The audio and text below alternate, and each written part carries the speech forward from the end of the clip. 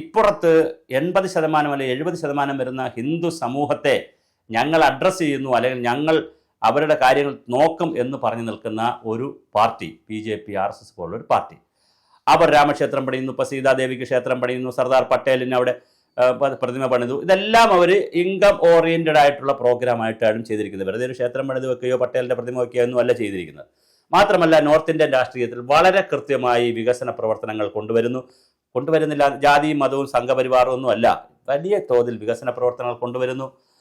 അതിനിടയിൽ അവരുടെ അജണ്ടകളും രാഷ്ട്രീയ അജണ്ടകളും നടപ്പിലാക്കി വരുന്നു.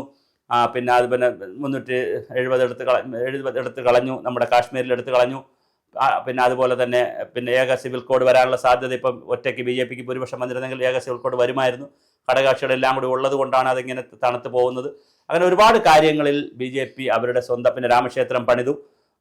അങ്ങനെ ഒരുപാട് സ്വന്തം അജണ്ടകളും BJP പറയുന്ന ആ അജണ്ടയിൽ ഇനി ഒരെണ്ണമേ വരാനുള്ളൂ, അത് ഏകീകൃത സിവിൽ കോഡാണ്. പുതിയ കാര്യങ്ങൾ പറയുന്നുമുണ്ട്.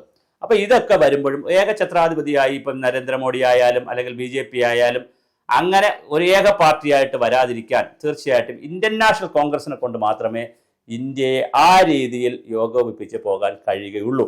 പക്ഷേ നിർഭാഗ്യവശാൽ ഇന്ദിരാഗാന്ധിയുടെ കാലം കഴിയുന്ന മുതൽ, പ്രത്യേകിച്ച് രാജീവ് ഗാന്ധിയുടെ മരണത്തോടുകൂടി, രാജീവ് ഗാന്ധിയുടെ മരണം വരെ ഇന്ത്യൻ നാഷണൽ കോൺഗ്രസ് ചുറ്റിയിരുന്നത് നെഹ്റു കുടുംബവുമായിട്ടാണ്. അപ്പം നെഹ്റു കുടുംബത്തിൽ ഇങ്ങനെ ചുറ്റിക്കറങ്ങിയത് കൊണ്ട് തന്നെ ശരത് പവാറിനെ അതിനകത്തുനിന്ന് കളഞ്ഞു, അർജുൻ സിംഗിനെ കളഞ്ഞു, പിന്നെ അവസാനം വന്ന് ഇപ്പോൾ നമ്മുടെ ഗുലാം നബി ആസാദിനെ കളഞ്ഞു.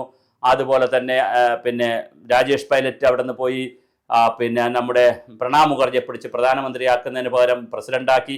ഇങ്ങനെ കോൺഗ്രസിനകത്ത് വളർന്നു വന്ന നേതാക്കളെ എല്ലാം വെട്ടി അവരെല്ലാം കൊച്ചു കൊച്ചു പാർട്ടികൾ ഉണ്ടാക്കി. ആ പാർട്ടികളുടെ പ്രസക്തിയും ഇന്ത്യയിൽ നഷ്ടപ്പെട്ടു. ഇപ്പോൾ കോൺഗ്രസിനൊന്നും ഇന്ത്യൻ പൊളിറ്റിക്സിൽ ഒന്നും ചെയ്യാനില്ല. മഹാരാഷ്ട്രയെക്കുറിച്ച് കാര്യങ്ങൾ പറയാം, അത് തന്നെ മക്കളുമൊക്കെ പല പ്രഫുല്ല പട്ടേൽ എന്നൊക്കെ പറഞ്ഞ് പല കഷ്ണങ്ങളായിപ്പോയി. അതുകൊണ്ട് അവിടെ ഒന്നും ചെയ്യാനില്ല.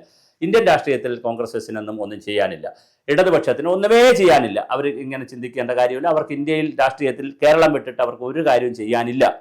പിന്നെ ശരിക്കും ചെയ്യാനുള്ളത് കോൺഗ്രസിന് മാത്രമാണ്.